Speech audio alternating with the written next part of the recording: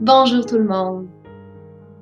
Aujourd'hui, j'ai envie de répondre à une question qui a été déposée sur notre groupe Facebook Conscience en éveil, parce que c'est une question qui rejoint quand même pas mal de monde.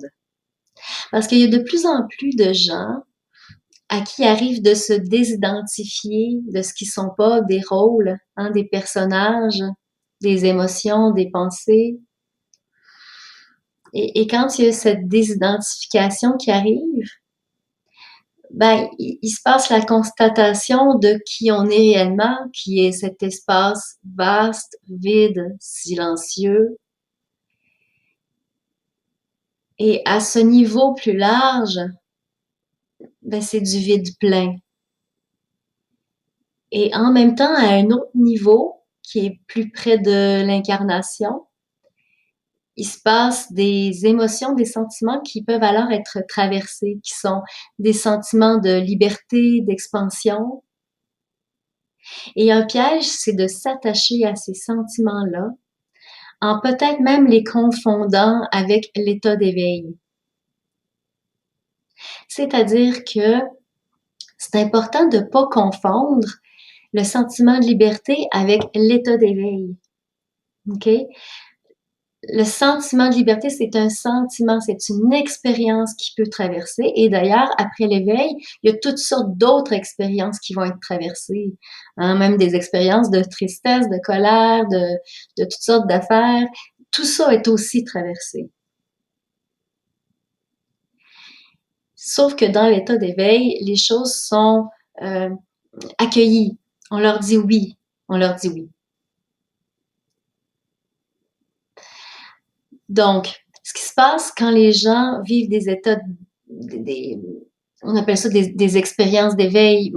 Vous voyez, le mot est piégeant parce que l'éveil, c'est pas une expérience. L'éveil, c'est un état. Et les émotions de liberté, d'expansion sont des expériences. Quand les gens vivent ça, ils peuvent s'attacher à ces sentiments. Et là, il se passe un agrippement. OK? Et après ça, les gens, ils vont rechercher ça. Mais là, ça, c'est un piège, parce que qui est-ce qui recherche ces sentiments? C'est le petit personnage. Le petit personnage qui se croit séparé, qui recherche. Et donc, bien sûr, ce que ça fait, c'est que ça va aller accompagner une refermeture, on pourrait dire, qui va être partielle souvent, mais bon, ça va se refermer. Et là, c'est vécu comme douloureux, c'est vécu comme une perte par le personnage. Alors, pour se sortir de ça, qu'est-ce qu'on fait?